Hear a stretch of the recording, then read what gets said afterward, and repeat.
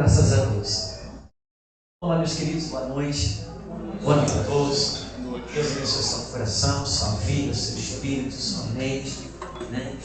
Se a gente resolvesse, nesse momento, parar 6, 7 pessoas e só mastigar o que o pastor Jean colocou aqui na mesa, a gente teria tanta coisa para extrair, para destilar, do fato de como Deus busca a colocar em nós um óculos para ver as coisas a partir dele. E a nossa tentação sempre vai ser olhar o mundo perfeito a partir do mundo imperfeito. Então, se determinado partido ganha, a gente acha que Deus estava distraído, não viu. Se outro ganha, a gente acha que Deus está atento. Se a gente está doente, Deus está longe. Se a gente está com saúde, Deus está perto. E a gente tem a tendência de querer ler o universo de Deus a partir daquilo que vai acontecendo na Terra. E o que Cristo fez foi nos conceder um novo nascimento para a gente poder olhar para a Terra a partir de Deus e olhar para o mundo imperfeito a partir do mundo perfeito. Esse é o nosso maior desafio em todo o tempo. Renovar a nossa mente, renovar a nossa maneira de enxergar as coisas. Para mim é uma alegria estar aqui. O pastor Ricardo disse que foi eu que criei, que disse que, na verdade, eu resolvi dar nome para aquilo que já existia. Né? Eu digo, Ricardo, vamos dar nome para aquilo que já existe? E quando você dá nome do que não é para aquilo que é, ou o contrário, é complicado. E é a mesma coisa que chamar isso aqui de pequeno grupo, como nós estamos chamando. E sabe qual é a pior mentira que você prega? Não é a mentira que você prega para outro, não. A pior mentira que existe é aquela que você prega para você. Essa é que te derruba. Aqui você mente para o outro, derruba o outro. Quando você mente para você, você se derruba. E então nós vamos ter que fazer alguma coisa. Assim eu já estou vendo coisas novas e vamos dar um nome certo para as coisas. Mas para nós é uma alegria estar aqui. Eu ia falar sobre segunda que vem, mas eu já vi que não posso. Não posso, porque não tem espaço, a gente vai ter que organizar espaço, né? Então vou dar uma dica para você, não falta. Tá bom? Não, é na outra. É na outra ainda. É na outra ainda. Mas vamos lá. Hoje nós temos uma noite de ceia aqui. Antes, deixa eu apresentar meu genro, pastor Eduardo, Luiz Eduardo. Eduardo nos deu um neto lindo, o Mateus. Eu sempre falo, os irmãos já me ouviram falar. O Mateus está com 6, 7 meses agora. Eu sempre tenho falado que quando ele nasceu ele era muito parecido comigo, agora ele mudou um pouco, está igual. E é verdade, não é piada. É verdade. Então, para o desespero do Eduardo, ele dizia, vai mudar, e mudou mesmo, agora ficou igual.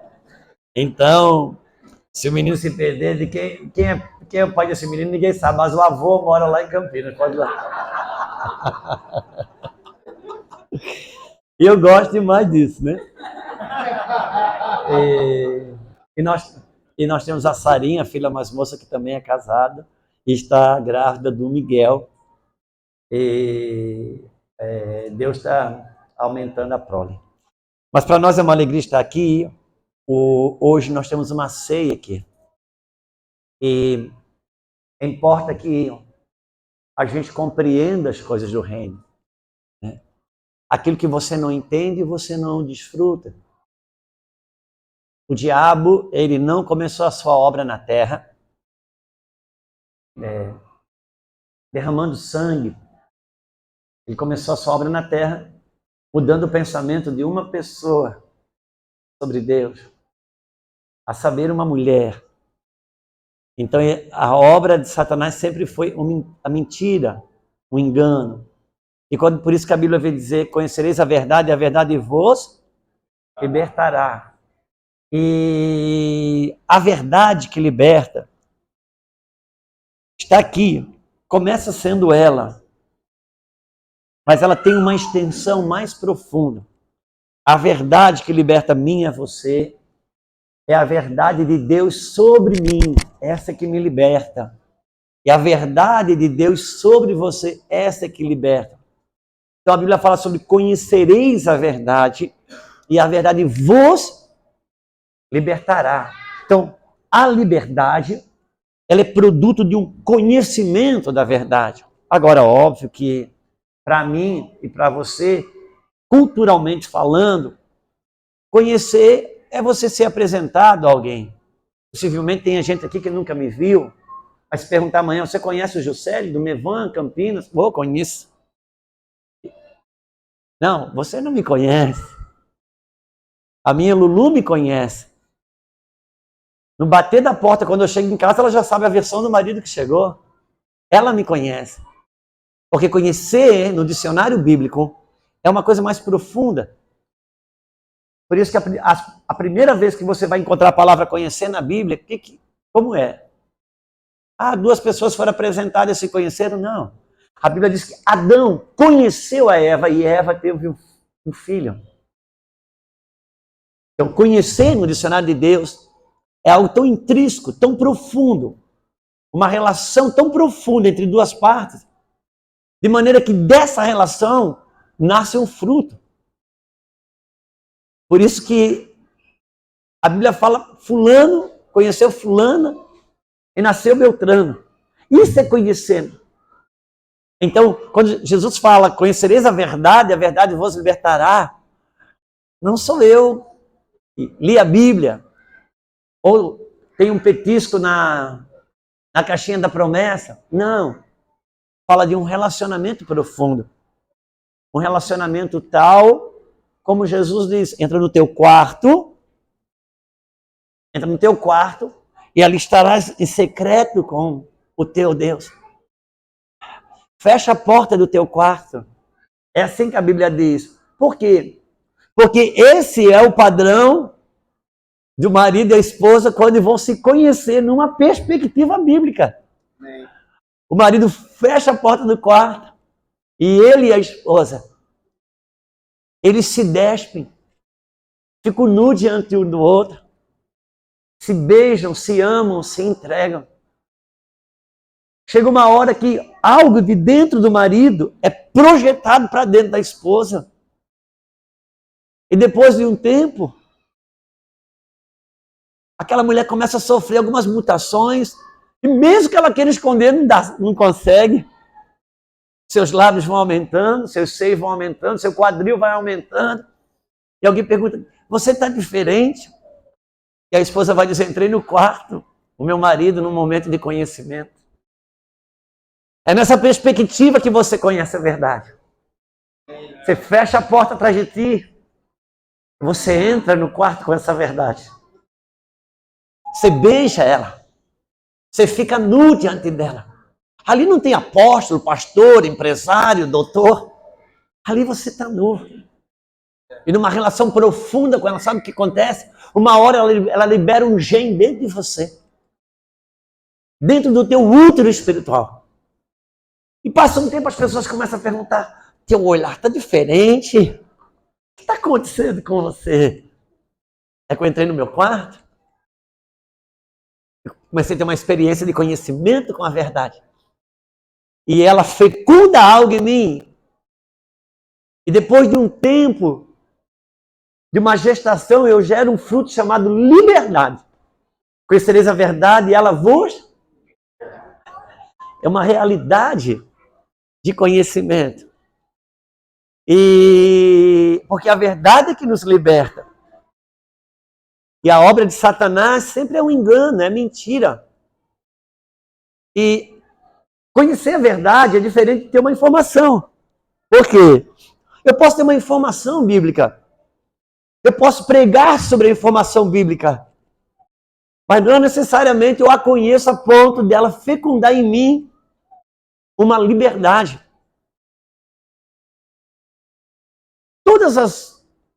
Tudo aquilo que em mim é ruim, todas as minhas dores emocionais nocivas, todas as minhas tristezas nocivas, todas as minhas crises nocivas, porque tem a tristeza benigna.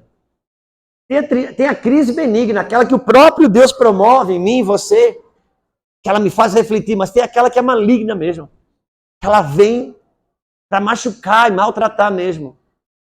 Então, toda tristeza maligna, toda crise maligna, ela é resultado de uma única realidade. E qual que é? É ter as minhas emoções apoiadas numa mentira.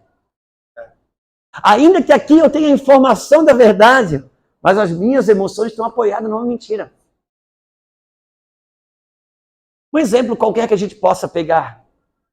Vamos imaginar, você tem medo de andar de avião. Poxa, mas você é uma pessoa inteligente. Quando alguém vem e mostra para você por meio de estatística que avião, ele é o meio de transporte mais seguro que existe por todas as pesquisas de estatística, uau! Você é inteligente o suficiente para não negar aquilo. Mas quando você entra você entra no avião, suas emoções não acreditam naquilo. Elas estão apoiadas numa mentira. Você entende? Podemos falar aqui. Adianta falar para uma pessoa que tem medo de lagartixa, que a lagartixa não morre, não morde, não tem veneno, não. Mas não adianta. Se você tem medo, tem uma fobia ali dentro. São as minhas emoções apoiadas numa mentira, ainda que a minha razão. Por isso que o evangelho não é a partir de um intelecto. É a partir de um espírito vivificando e trazendo verdade para o meu interior. E isso é um processo contínuo. E nós vamos cear hoje. E a gente precisa conhecer sobre a ceia. Porque não adianta a gente sair de uma ceia católica para uma ceia evangélica. Mas está debruçado sobre a mesma ignorância. Entra numa fila que não sabe o porquê. E tem até um certo temor e receio. Porque algumas pinceladas de ensino, às vezes, colocam um certo medo sobre você, porque está escrito que se eu como e bebo, sem discernir, de forma indigna, eu posso comer e beber para minha própria condenação. Está escrito na Bíblia que muitos, por não discernir a ceia, adoeciam. Então, às vezes a gente já vai, a gente entra na fila da ceia, a gente entra na fila do velório. A gente não vai de encontro ao troféu da nossa libertação. A gente já vai dentro de nós. Do lado de fora, eu estou indo ao encontro do pão da vida. Do lado de dentro, eu estou indo ao encontro ao pão da morte. Eu preciso entender aqui as verdades de Deus para que elas me conduzam. Senão, eu vou achar um trilho religioso para andar. Eu vou achar um trilho dogmático, místico para andar. E aquilo que eu não entendo de fato, eu não desfruto. Você sabe muito bem, quando Jesus perguntou a Pedro, disse, Pedro, quem de vocês dizem quem eu sou? Jesus ele foi fazer uma enquete no meio deles, do seu grupo menor, colocou um termômetro para ter uma noção de como eles o viam. Como o pastor Jean estava colocando aqui. Com que óculos eles estavam enxergando Jesus? E ninguém, houve um silêncio absoluto. Eles tinham dito, olha, o povo diz que um diz que você é profeta, outro diz que você é um carpinteiro, cada um, mas tá, e vocês, o que dizem que eu sou? E Pedro rasga o silêncio dizendo, tu és o Cristo, o Filho do Deus vivo. Jesus disse, uau! Rapaz, não foi nem carne nem sangue que te revelou isso. Isso não é fruto do teu diploma, não. Isso não é fruto dos livros que você estudou, não. Isso meu Pai te revelou. Você teve um rasgar dentro do seu espírito e você entendeu quem eu sou. Pedro, você é o único que sabe disso. Pedro, tu és pedra, sobre essa pedra eu vou edificar a minha igreja. Uau! Passa alguns minutos, eu não sei. Na Bíblia, são 4, 5 versículos depois, Jesus começa a dizer, olha, o Filho do Homem vai ser traído, vai ser enganado, vai ser morto. E Pedro se levanta e diz, não, no meu amigo ninguém bate. Tem até uma piadinha assim de final de ano. Diz, não, no meu amigo, não, Senhor, ninguém, eu não vou, tem piedade de ti, Senhor, eu não vou deixar ninguém fazer isso. Jesus diz, para trás de mim, porque você me serve como pedra de tropeço. Uau! Como que uma pessoa aqui, no momento, ela é pedra de edificação para Deus, 5 minutos depois ela é pedra de tropeço?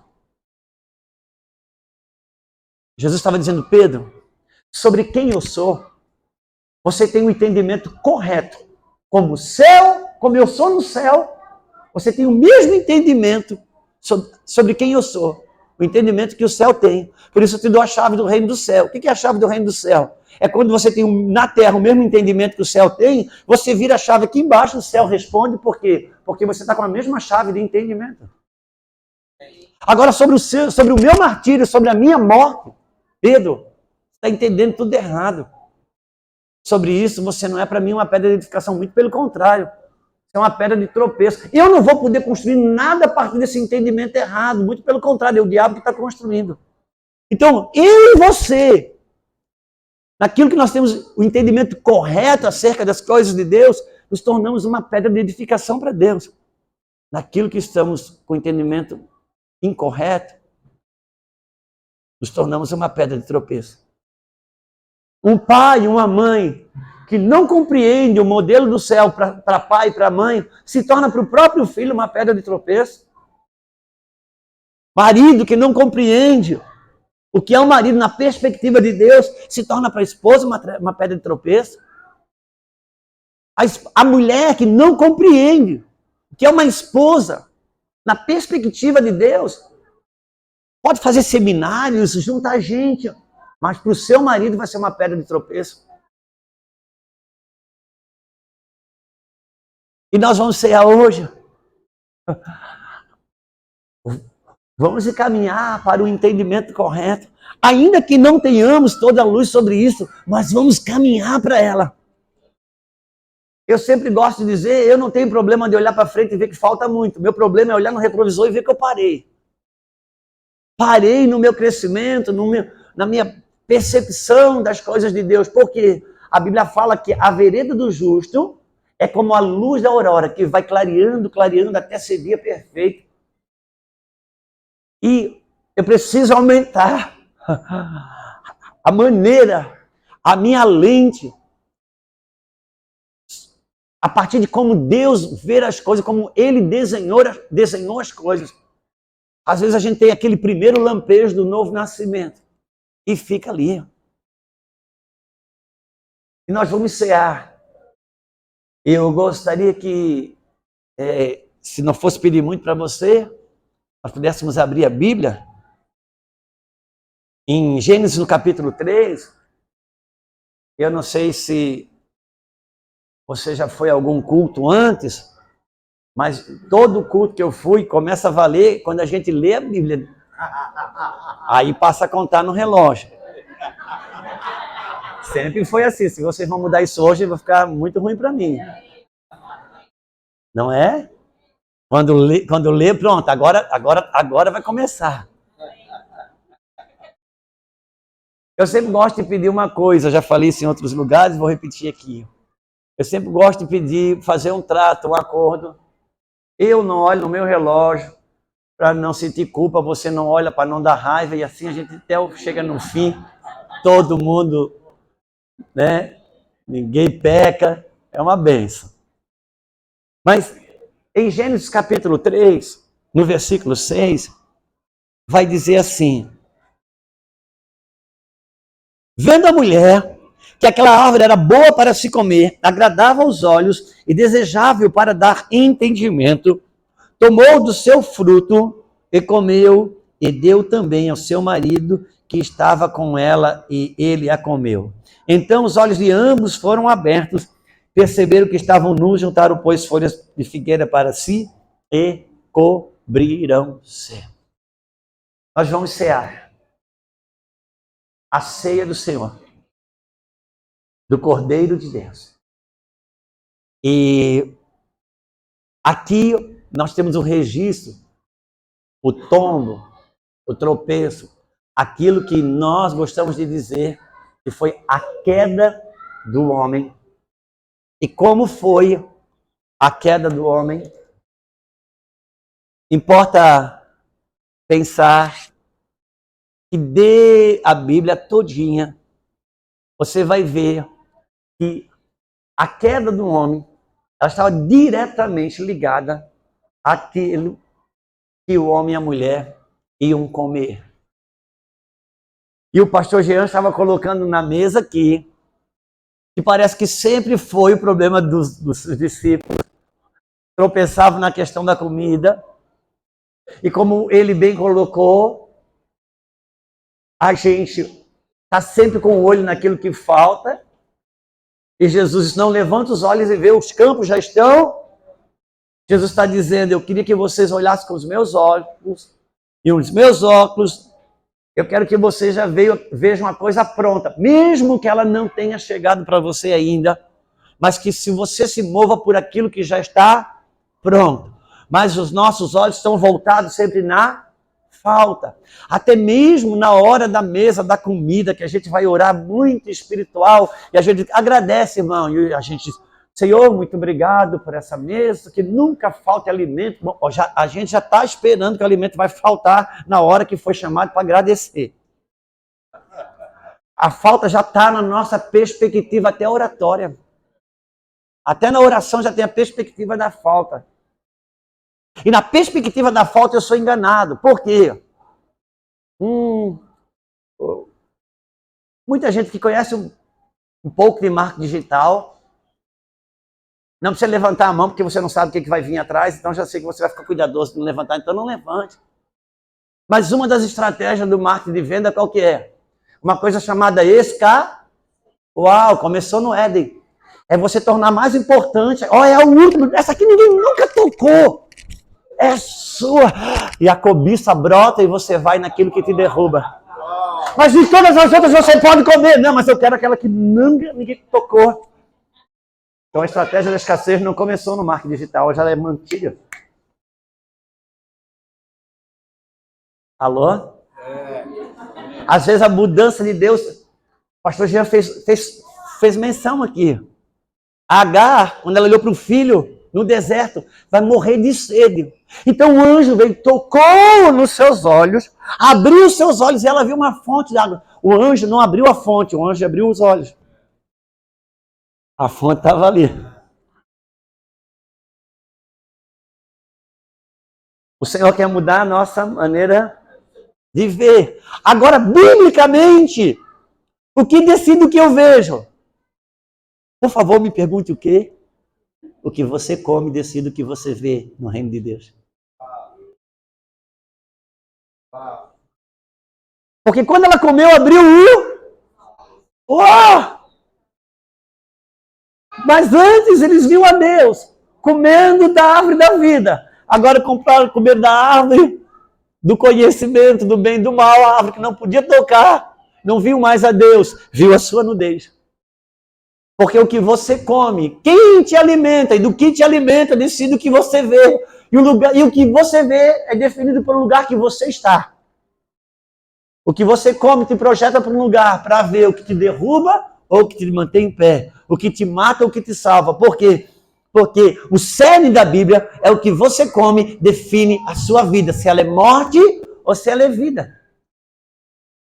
E isso não mudou. Isso não está no capítulo 3 de Gênesis para você e eu, teologicamente, explicar a queda do homem. Não. Gênesis, capítulo 3, versículo 6.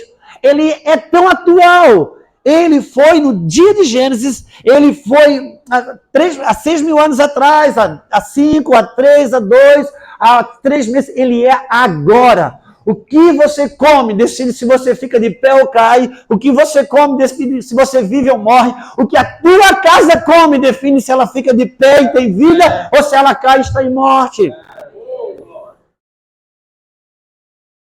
Quantos estão comigo? E nós vamos cear. E Cristo disse: desejei ardentemente comer essa Páscoa convosco. A Páscoa não é uma cerimônia. A ceia não é uma cerimônia. Você não cerimonializa a Páscoa. Você come a Páscoa. Cristo você não lê. Cristo você não estuda. Cristo você não pesquisa. De Cristo você se alimenta. Você se alimenta. É diferente. É um alimento que nutre a sua vida. E a partir dela você passa a ver as coisas. E aqui está, você vai ver por toda a linha bíblica, como a comida estava diretamente ligada. Bom, não precisa ir longe. Se você for para as questões do seu corpo, da sua fisiologia, fale com o nutricionista.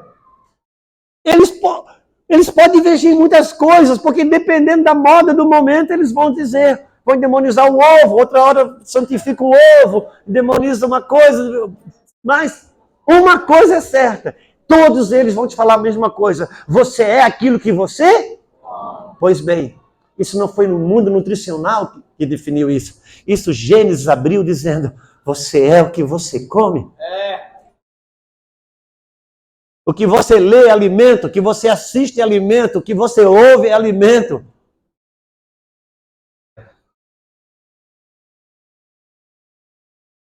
Por isso, que quando Deus arrancou o povo do Egito, Deus começou um discipulado com eles. E o primeiro discipulado do povo de Deus, quando tirou do Egito, foi o quê? A partir de hoje, vocês vão comer de um pão que cai do céu. O que Jesus estava dizendo? Deus estava dizendo para eles, até aqui, vocês se tornaram escravos. Vocês comiam alho, cebola, Faraó dava de comer para vocês. Agora deixa eu dizer uma coisa, eu não arranquei só você do Egito, eu quero mudar o seu cardápio. A partir de agora, primeiro discipulado, quem dá de comer a você é o céu, não a terra.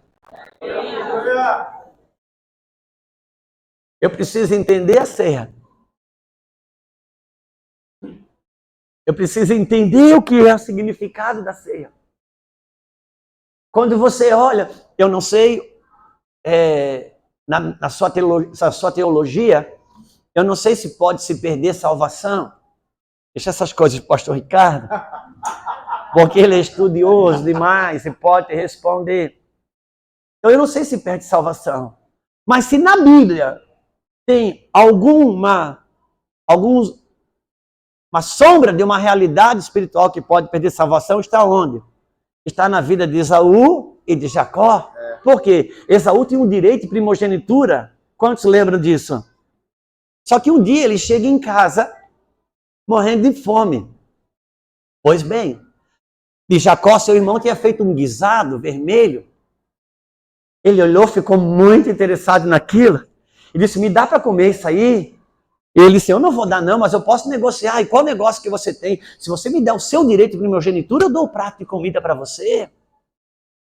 E Esaú fala, do que me adianta agora meu direito de primogenitura, se cansado do jeito que estou, não posso satisfazer o meu apetite? E ali, por causa de um prato de comida, ele perdeu o seu direito de primogenitura. Você acha que isso está na Bíblia só para eu contar uma história para mim e você contar para o filho na hora de dormir? Não, Deus estava repetindo, não mudou nada. O que você come define se você está no Cristo primogênito ou se você está trocando por causa das lentilhas que apetece na sua carne. E sobretudo, a palavra, cansado do jeito que eu estou agora. Você já viu que no meu cansaço, no seu cansaço, a gente negocia valores? No meu cansaço. Estou cansado, aborrecido, fadigado. Eu acho que eu ofereci demais e não recebi nada em troca. Eu acho que eu fui muito bom e não fui reconhecido. Eu volto para casa cansado, desanimado, eu chuto o balde. Aí o que eu faço? Sento Me sinto totalmente vitimizado, estou chateado, minha pico de ansiedade vai lá em cima. Aí a minha carne diz assim, eu tenho uma solução para você. O que foi? Você está sozinho em casa e aquele pote de sorvete está lá na geladeira. A gente cansado, a gente chuta o balde, a gente sai da dieta, a gente não vai na academia, a gente troca as coisas. Por isso que o diabo primeiro busca cansar e depois oferecer o pão que te trai.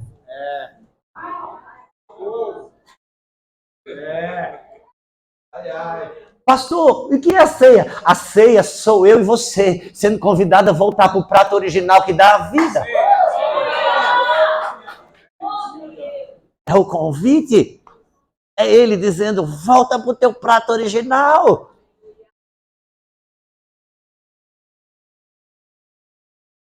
Por isso que esse sempre foi o papel do diabo.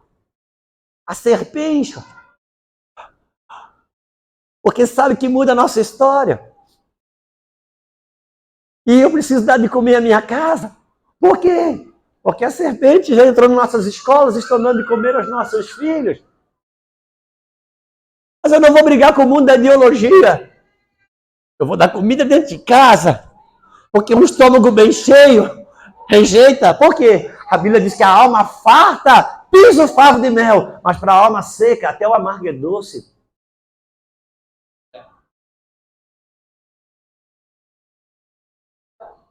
Tem uma pessoa que me chama a atenção na Bíblia, Daniel, você sabe. Daniel não dá para competir, não. Quando você quiser se comparar com alguém, ter uma referência na Bíblia, não vá em Daniel porque você desanima. Até os inimigos de Daniel disseram, cara, esse cara é todo certo, não tem furo nele. Todos os homens de Deus que você admira fizeram alguma coisa errada, isso ajuda a gente. Não, ajuda ou não ajuda? Pelo amor de Deus. A Bíblia chama de Davi o homem segundo o coração de Deus, mas pisou feio na bola e disse, pô, eu posso chegar nesse lugar. Abraão, pai da fé, mentiu, botou a sua esposa numa situação difícil. Agora Daniel não, mano. Daniel, o que é aquilo, cara? Daniel, quando o povo de Deus é levado cativo para a Babilônia, o rei Nabucodonosor manda recrutar só os jovens, os letrados que faziam faculdade. Ao invés de mandar matar, ele sabe, vou lapidar para trabalhar para mim. E ele contratou alguém, disse, recruta esse pessoal. Eles vão comer da mesa do rei, manjares da mesa do rei da Babilônia, o vinho da mesa do rei da Babilônia. Sabe de uma coisa? Eles vão aprender da doutrina da Babilônia, a cultura da Babilônia. E todos foram. A igreja sentava na mesa da Babilônia para comer dos manjares do rei da Babilônia. E naquilo que comiam dos manjares do rei da Babilônia, sentavam na mesa do rei da Babilônia, no que comiam do manjar e tomavam do vinho, e se aculturando a cultura da Babilônia, Daniel chama o homem que estava recrutando e disse, queria lhe pedir uma coisa, o que é? Tem como o senhor deixar eu e 3 amigos meus que estão aqui, a gente não comer na hora do almoço, trabalhamos como todo mundo, mas na hora da boia, a gente queria só comer verdura e tomar água. E o recrutador falou assim, Daniel, você é gente boa, mas se fizer isso, vai pegar para mim. Porque quando o rei passar para fazer uma inspeção, quando olhar vocês franzindo, tudo, vai pegar para o meu lado. O Daniel falou assim, vamos fazer o seguinte, o rei não vai passar aqui menos de 1 mês para olhar isso. Dá 10 dias. Dá 10 dias eu dou. Passou 10 dias. E Daniel e os 3 jovens, eles eram os mais formosos, os mais saudáveis. E eu sempre gosto de dizer, eu gosto de brincar com isso porque eu não leio a Bíblia, eu medito nela, eu viajo nela. Porque a imaginação é o campo da fé. Por que os nossos filhos são viciados em imagem? Para não imaginar. Porque se a imagem já vem pronta, amanhã o anticristo lhes clica aqui, ele vai clicar. Mas se você põe o seu filho para deitar e você conta uma história para ele, de Deus, quando você conta, ele imagina. Quando ele imagina, Deus põe a imagem do que Deus quer naquilo que está na mente dele. Por isso que a fé vem pelo ouvir a palavra de Deus. Ele fala, eu imagino, ele imprime a imagem dele. Não fareis para vós a imagem, deixa que ele. E sabe de uma coisa? E eu fico imaginando nessas coisas, eu fico imaginando os 3 jovens dizendo, Daniel, a gente trabalha a manhã toda aqui, chega na hora do almoço, aquele período do almoço, come, depois vai todo mundo lá com palitinho de dente, um joga sinuca, bonequinho, tem que ter aqueles 30, 40 minutos de folga. E o pessoal dizendo, picanha hoje estava, ó. E a lasanha tá, meu Deus. E os 3 jovens só na água e na verdura. Ô Daniel, como tu tem certeza que é assim mesmo, né? Ou não é por nada, assim.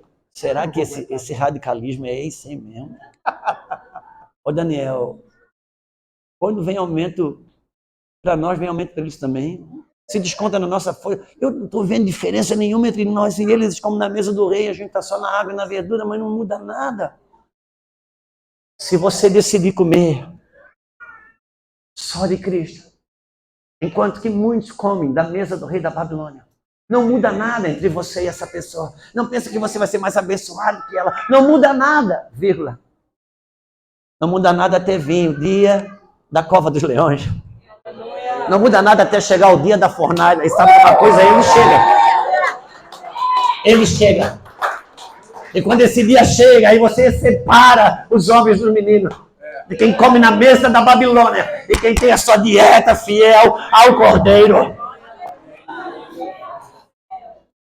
Porque o que define a sua vida é quem te alimenta. Jesus não é uma maneira espiritual de você ser bem sucedido na terra. Eu vou repetir isso. Jesus não é uma nova maneira, uma maneira espiritual de você ser bem sucedido na terra. Eu não gostaria de te desanimar com isso. Mas deixa eu lhe dizer uma coisa. Com relação ao sucesso, Jesus foi o pior de todos os derrotados. Sabe o que está escrito nas Escrituras? Maldito o homem que morre no madeiro. A pior morte, a morte mais desgraçada, aquele fim da pessoa pior que podia existir, era alguém que morria no madeiro. Foi desse jeito. Jesus disse, no mundo tereis, mas coragem, tem de bom ânimo, eu venci o... Uau. E João, o apóstolo João, sabe o que ele diz? Essa é a vitória que vence o mundo. A nossa... Então Jesus não veio para ser um vencedor nesse mundo. O Evangelho não veio para te fazer um vencedor nesse mundo. O Evangelho veio para você vencer esse mundo. Essa é a vitória que vence o mundo, a nossa fé. Sabe por que estamos perdendo os nossos filhos? Porque nós olhamos para o mercado de trabalho e vamos atrás de todos os cursos e nós colocamos o filho em lugares porque ele vai ser um vencedor nesse mundo. E pode ser que ele tenha uma grande carreira, pode ser que ele... Mas o filho que você queria ter do seu coração, você não tem. Por quê? Porque a fé que Deus me deu foi para vencer o mundo. Jesus veio me salvar desse mundo. Ele me arrancou, por isso que eu fui transportado do império das trevas para o reino do Filho do seu amor. Agora, isso não significa viver miseravelmente. Significa dizer que vou viver separado deste mundo. E eu posso ter uma vida de sucesso naquilo que o mundo chama de sucesso. E posso nem tanto. Por quê?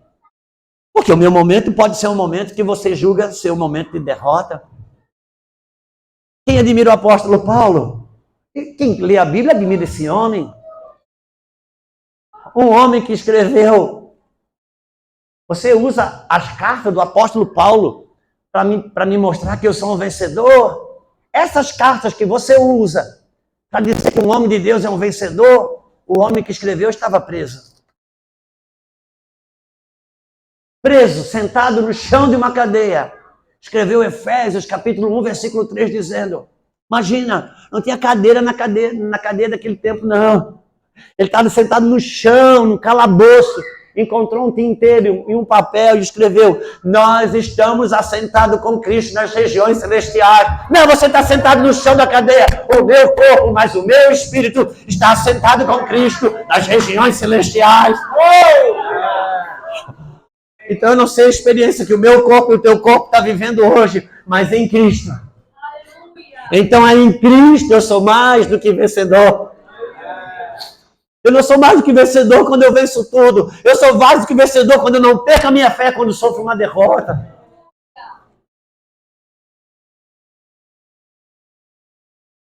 Quando vem o dia da cova de leão, o dia da fornalha, eu sempre gosto de dizer que o próprio Deus, por incrível que pareça, Deus, Ele também se alimenta de mim. Você sabia que Deus te degusta? A Bíblia fala que somos para Deus o bom perfume de... A Bíblia fala, Davi fala, suba o meu louvor como um incenso do sacrifício da tarde. Deus não recebe adoração, Deus cheira a minha adoração. Por quê? Porque a minha adoração tem cheiro. E sabe de uma coisa? Deus me degusta. Como que é isso? Eu não sei como é que está na sua Bíblia, mas na minha Bíblia diz que o morno ele vomita. E você só vomita uma coisa que você come, irmão.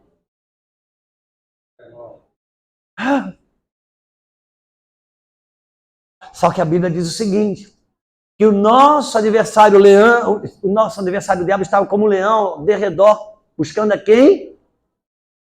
Eu sempre gosto de dizer isso. Eu não sei se é verdade, mas para mim tem tanto sentido. Por que o leão não comeu Daniel? Porque o leão cheira carne, mas Daniel não cheirava verdura. Mas o diabo está ao meu derredor, buscando a quem tragar. Dependendo do que eu como, eu atraio ou não.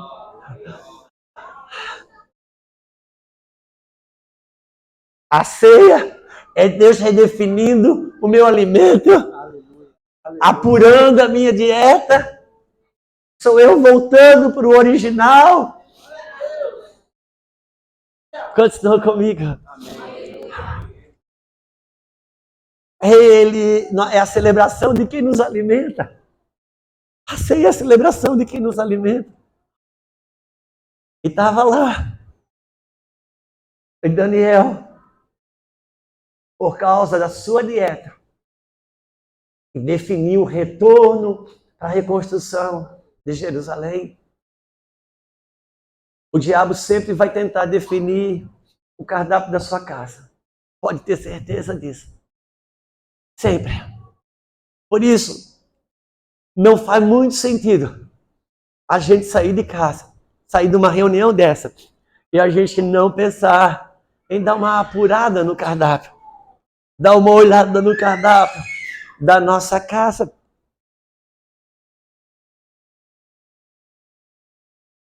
Não adianta eu dizer que eu não assisto novela, só série. Eu digo, irmão, a gente muda de nome para poder comer a mesma bosta, eu não sei como é que é isso. Sangue de Cristo, a pior mentira que se prega não é para o outro, a pior mentira que se prega é para si mesmo. Não. Me dá uma Coca-Cola zero, irmão, pelo amor de Deus. Aí resolve. Mas sabe de uma coisa? Deus está mexendo. O diabo sempre vai querer definir a comida da sua casa. Onde que foi parar o filho pródigo? O último estágio do filho pródigo. Ele desejou comer comida de pau. Mas sabe de uma coisa? Um dia ele cai em si e volta. Bate na casa do pai e o pai diz, faz um cordeiro para ele comer. A comida dele não é comida de porco, não. O filho pródigo não voltou para a herança. Ele voltou para o seu prato original.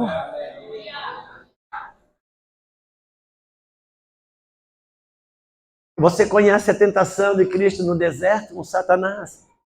A primeira proposta. Se você é filho de Deus, Transforma essa pedra em pão e... Uau! Jesus olha para o diabo e diz, deixa eu falar uma coisa para você. Deu certo com o primeiro Adão, mas com o último, lamento informar. Porque não só de pão vive o homem, mas de toda a palavra. Nós precisamos voltar para o prato original. O que está alimentando a minha casa? Argumento, filosofias, ideologias, linhas de pensamento, hoje não falta. Eu ando nos aeroportos, aquelas bibliotecas carregadas de livro de autoajuda. E o meu pastor gosta de dizer, livro de autoajuda é bom, mas a ajuda do alto é melhor. E eu não vou. Agora não vamos desprezar nada, porque uma das coisas erradas é a gente, quando quer supervalorizar algo, desprezar o outro. Não, tudo tem o seu lugar. Mas o nosso prato original,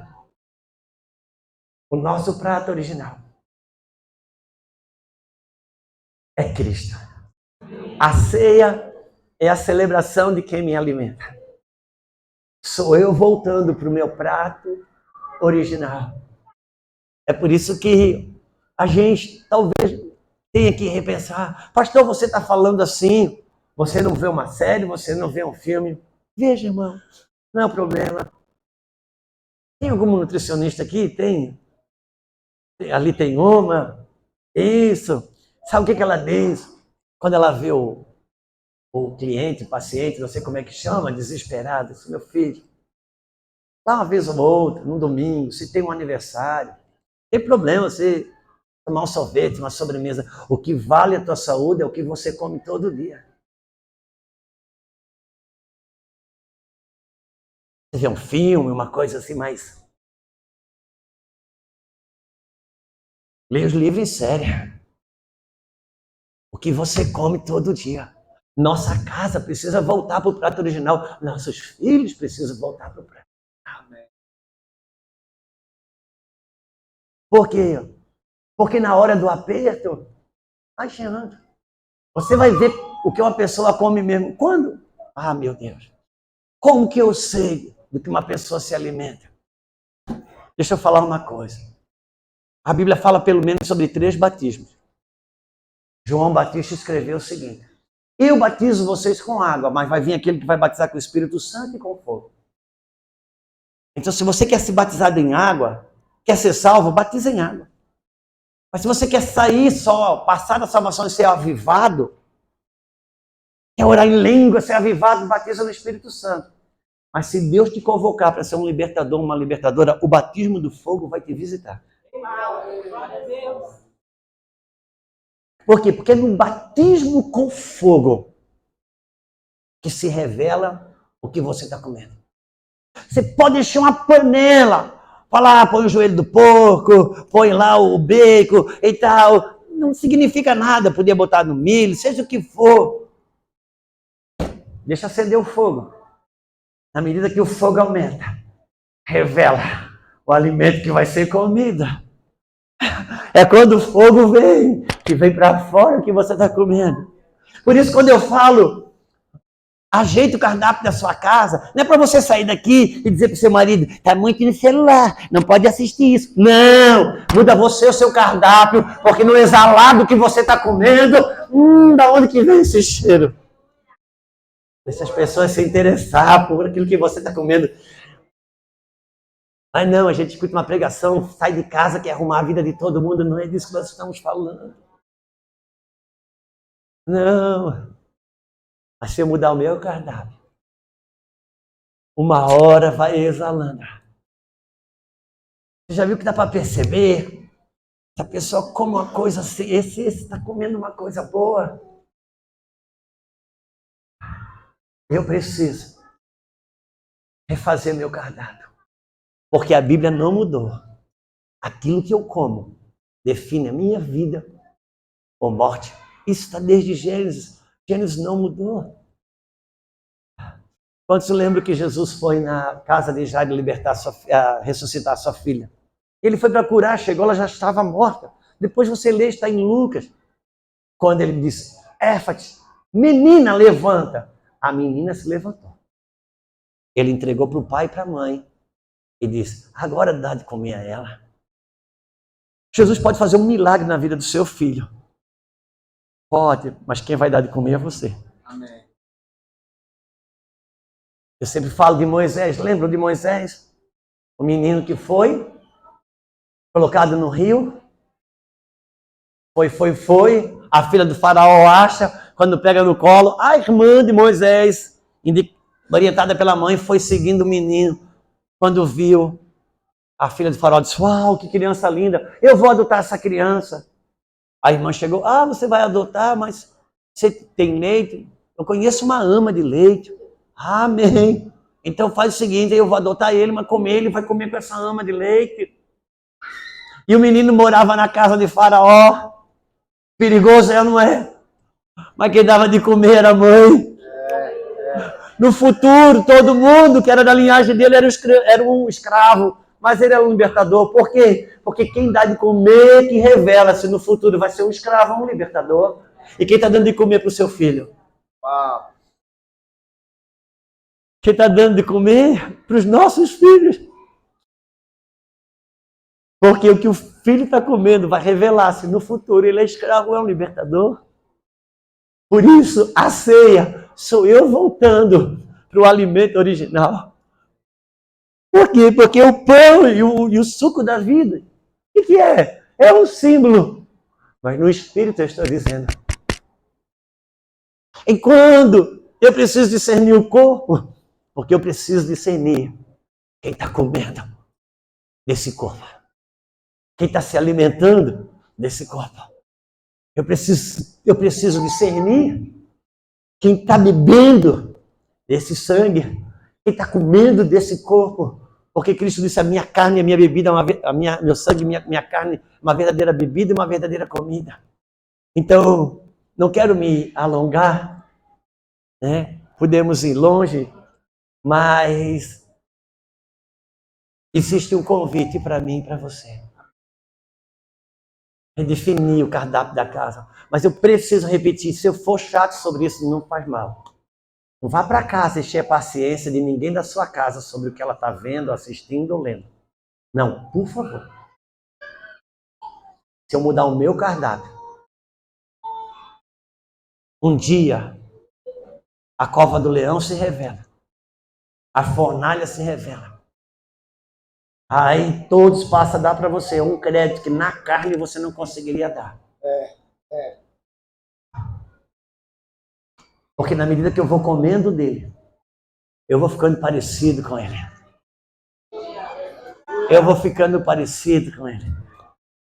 A doçura dele, a graça dele.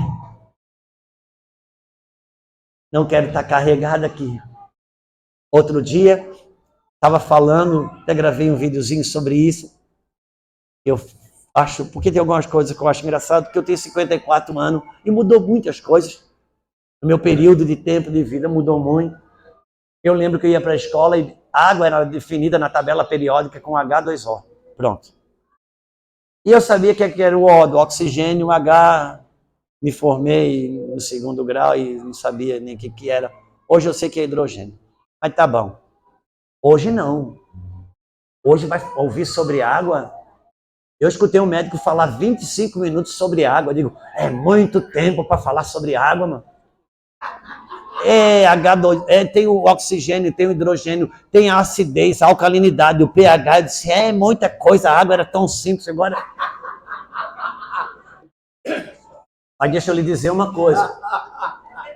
Se esse médico, que sabe tudo sobre água, e não beber a água, sabe, é para mim. Olha, deixa eu falar uma coisa. Você deve ser uma conhecedora de água. Se você conhecer isso tudo sobre água, mas você não beber, você fica desnutrido. Eu não sei nada do que você sabe, mas se eu beber, eu fico nutrido. A Bíblia diz que a voz de Deus é como a voz de muitas águas. A Bíblia diz que Jesus, ele lava a igreja com a água pela lavagem da palavra. Por isso, a palavra de Deus é como água. Não é o quanto que você sabe sobre ela, mas o quanto que ela te hidrata. É o quanto que eu bebo. Sabe, as pessoas que você ensina, explica, elas compram, depois elas não têm resultado, você vai saber, é porque elas não beberam. Eu não quero ter a minha mente entuchada de Bíblia para encher o saco de ninguém. Eu quero me hidratar, estar nutrido, alimentado. Então seja bem-vindo à mesa do Senhor, ao pão da vida. É Ele me devolvendo ao alimento original. É Ele entregando para mim o perdão que eu não tenho, o quebrantamento que eu não tenho, a sabedoria que eu não tenho, o arrependimento que eu não tenho. É Ele entregando nele. Ah, meu Deus, muito obrigado, Senhor. É uma paixão e é um amor. É bom cantar, lindo é. Mas é bom mais experimentá-lo. Cristo não é uma escrita. Cristo é um alimento. Amém. Por isso que eu começo lendo sobre ele. Sabe de uma coisa? Eu começo lendo a Bíblia e chego nele. Depois de chegar nele, eu volto a ler a Bíblia. E sabe o que acontece? Muda tudo. Eu vou encerrar dizendo esse exemplo. Eu escrevi um livro. O negócio está tão fácil que até eu estou escrevendo o livro, irmão. E estou escrevendo o livro, escrevi. E a nossa filha Sara e a nossa filha Isabel começaram a corrigir para mim. E ela disse, pai, tá bom o livro, tá ótimo. Sabe o que eu disse?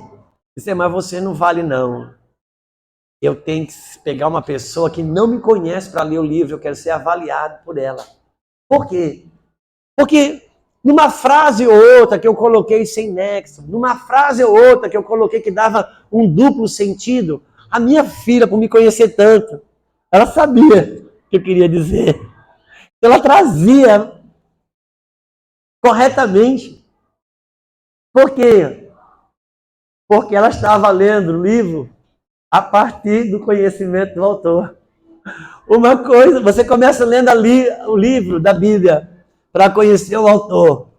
Depois, quando você passa a ler ela de volta, a partir do autor, uma coisa é você ler o autor a partir da Bíblia, do livro. Outra coisa é você ler o livro a partir do autor. Por quê? Quando você não conhece Deus, você lê a Bíblia e sabe o que ele disse na Bíblia.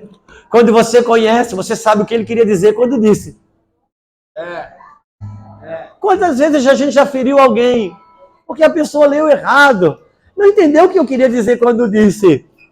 Não é? Por isso que é tão perigoso escrever mensagem.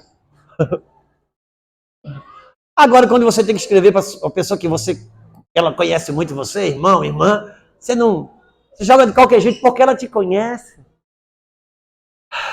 E conhecereis a verdade. E a verdade vos. Eu quero convidar você a cear. Não sei se os elementos já estão na mão de vocês. Estão? Está chegando? Quero convidar você a cear. Quero declarar a partir dessa ceia. Ele me devolvendo para o alimento original. E eu indo para casa e começo a influenciar. Você sabe quem cozinha na sua casa? Dito o tom da dieta da sua casa. Sabe de uma coisa? Eu e a Lulu temos uma dieta, um gosto um pouco opostos. Eu, à noite, eu jantava. A Lulu tomava café. Como é ela que faz a comida? Depois que nós casamos, eu te pergunto, é janta ou é café? Eu já decidi gostar de tudo que ela gosta, porque é o que eu vou comer. Por quê? Porque quem cozinha.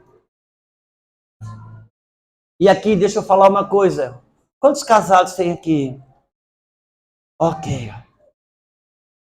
Ignore que você vive num tempo moderno.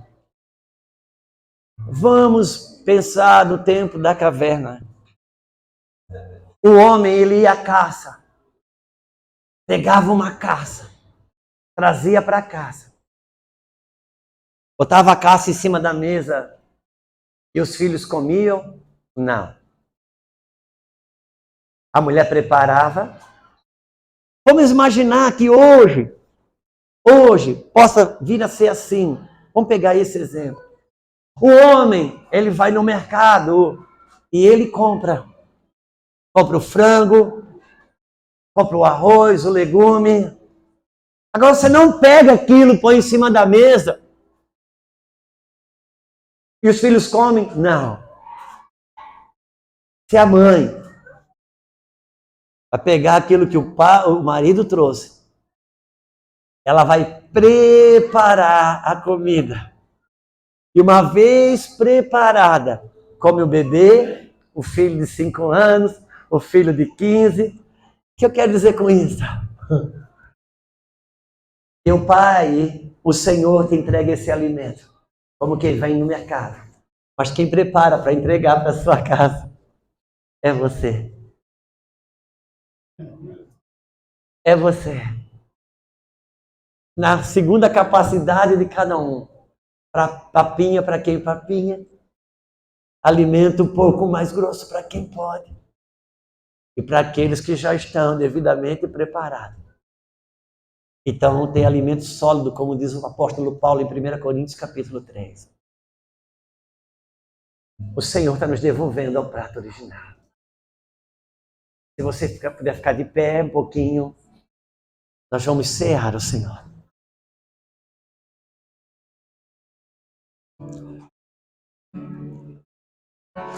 Sabe o que foi falado aqui? Seria muito ruim se isso fosse uma pregação, um sermão. Tomara que você tenha comido. Agora, mesmo seja por quem quer que venha, não coma sem critério. Eu tenho coisas lá no Mevan, em Campinas, que eu já tenho coragem de falar, que eu não teria coragem de falar aqui. Lá, e quando eu prego, eu digo, olha, duvide. Não creia não, duvide. Vai para casa conferir se é verdade. Por quê?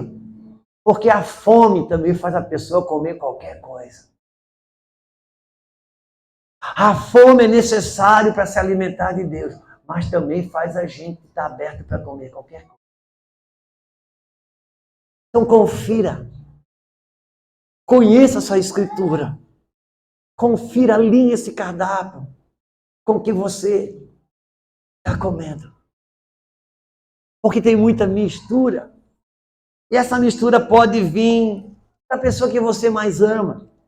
Pode vir desse cara que está com o microfone na mão aqui. É por isso que a gente é chamado para viver em corpo. Num corpo. Sabe o que a gente costuma fazer lá? Senta eu, pastor Ricardo, Luiz Eduardo, pastor Jean, abrimos as nossas Bíblias.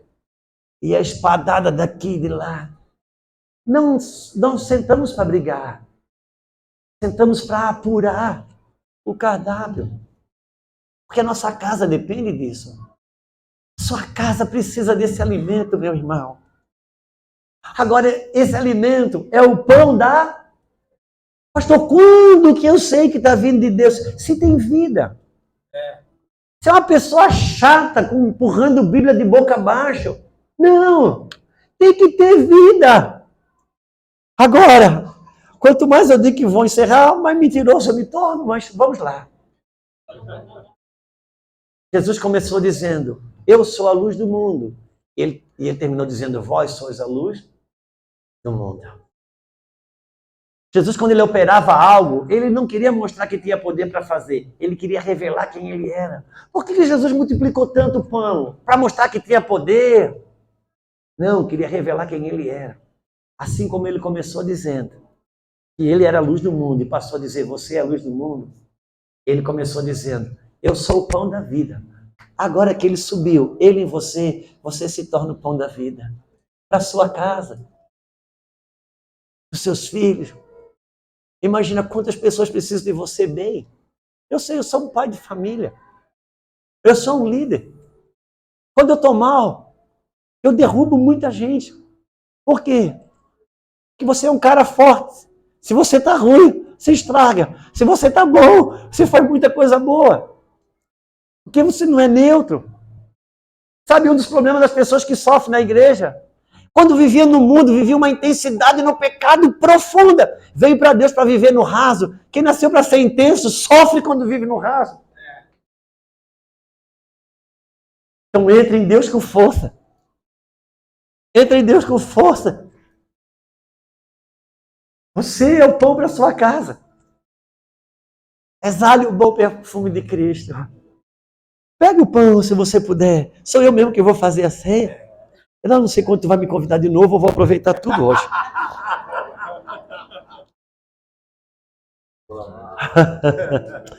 Deixa eu falar uma coisa para você. O Espírito Santo não se aborrece com o humor. Ele se aborrece com a malícia. Ele se aborrece com a malícia. O pão da vida. Esse é o pão da vida. É um símbolo? É. Eu gosto de dizer que um símbolo é só um símbolo quando ele não representa nada. Você pode ter essa correntinha que você está. Para você, se você comprou ali, pode ser uma correntinha no seu pescoço. Mas se quando ele te pediu em casamento, ele te deu essa correntinha, já pensou? Ela tem um significado. Não dá, não vende, não nada. Porque o símbolo é só um símbolo quando ele não significa nada. Antes não comigo. Isso aqui não foi eu que inventei. Ele que disse todas as vezes que você se reunir. Como do pão. Para quê? Eu preciso me lembrar que eu preciso voltar para o alimento original. Pai, muito obrigado por esse momento. Nós sentimos que o Teu Espírito está nesse lugar. Tua graça, Teu favor está nesse lugar. Teu amor está nesse lugar. Arranca o nosso fastio de Deus. Arranca o fastio da Tua palavra, Senhor. Estamos intoxicados. Estamos intoxicados com aquilo que não é Teu, que não tem vida. Estamos comendo aquilo que dá prazer, como açúcar. Mas que logo em seguida gera mais fome e ansiedade. Nos devolve para esse alimento que sacia, que traz paz, que traz descanso, Senhor. Nós clamamos por isso. Eu clamo por cada casa representada aqui. Oh, Senhor, vem sobre essa casa. Vem com a tua nutrição, vem com o teu abastecimento. Sejas tu o celeiro dessa casa. Em nome do Senhor Jesus. Use esse homem, use essa mulher. Para começar a tornar atrativo o prato para a sua casa. Que os seus comecem a perceber que ele está comendo algo tão bom, Senhor. Nós queremos te apresentar esse pão, como está escrito. Na noite em que tu foste extraído, o Senhor partiu o pão e disse, esse é o meu corpo, que é entregue por vós. Faça isso em memória de mim. Sabe, fazer em memória. Essa frase só acontece para quem já morreu, em memória. Ele disse, fazer isso em memória de mim. Até que eu venha. Por quê? Porque ao mesmo tempo que esse pão anuncia a sua morte, anuncia a sua vinda também. Por quê? Porque a morte não pôde detê-la. Por isso que na ceia ele diz, todas as vezes que comerdes, presente, anunciai, tomai a memória da minha morte, passado, até que eu venha, futuro. A ceia, no plano do Espírito, ela toca o teu passado, o teu presente e o teu futuro. Aqui nós temos acesso ao corpo ressuscitado de Cristo. Por isso eu quero declarar que ao comer esse pão, seu corpo seja tocado, células sejam revitalizadas, sangue seja renovado. Em nome do Senhor Jesus, nós consagramos este pão para a tua glória, Senhor. Comamos todos, somente o pão, em nome de Jesus.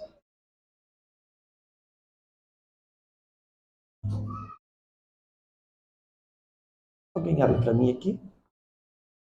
Me dá assim. Paulo fala sobre o cálice de bênção. Cálice de bênção. Ele diz o cálice de bênção que abençoamos na ceia. Ou seja, esse cálice é um cálice de bênção. Aqui está representado o sangue da nova e eterna aliança. Todas as vezes eu falo isso. Já pensou se fosse só o sangue da nova? Ficava meio suspeito. Por quê? Porque a velha um dia já foi a nova. Passou a ser velha quando a nova chegou. E se é só o sangue da nova, pode chegar outra e essa se torna velha. Quando ele fala que é o sangue da nova e eterna aliança, ele vai dizer, não vai haver outra. Não vai haver outra. Mas, pastor, se eu pudesse falar para o Senhor, ninguém saber aqui, eu já quebrei essa aliança com o Senhor. É por isso que ele instituiu a ceia. Sou eu e você, de novo, voltando para a eterna. Não vai haver outra. A ceia é a capacidade de me devolver para aquilo que eu já abri mão, que eu errei, que eu abandonei, seja o que for. É Ele. É Ele se quebrando por mim. Eu quero declarar que esse sangue está sobre a sua vida.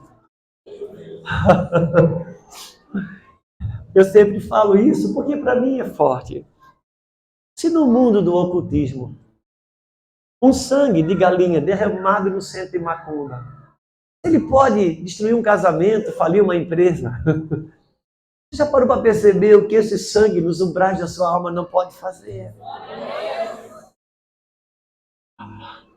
Nos apropriemos disso. Senhor, nesse sangue, nesse cálice, nesse fruto da vida, nós consagramos a Ti, Senhor.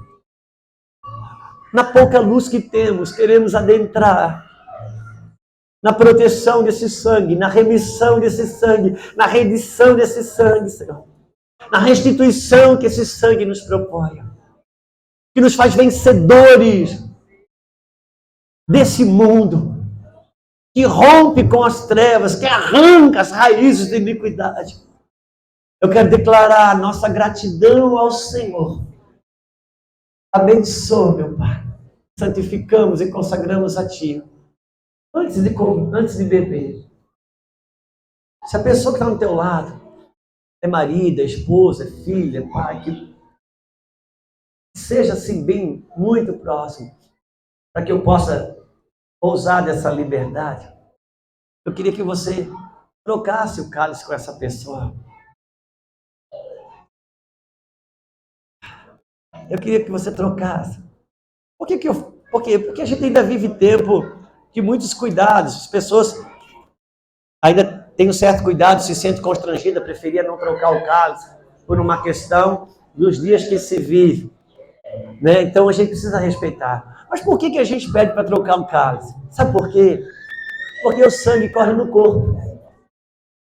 O sangue corre no corpo. É por isso que a gente ensina, profeticamente.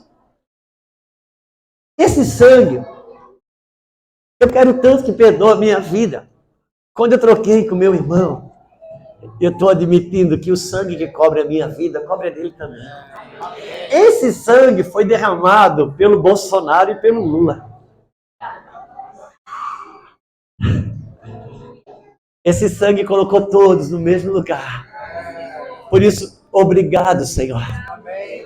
Consagramos a Ti mais uma vez e bebamos todo o sangue da nova e eterna aliança. Tenha liberdade.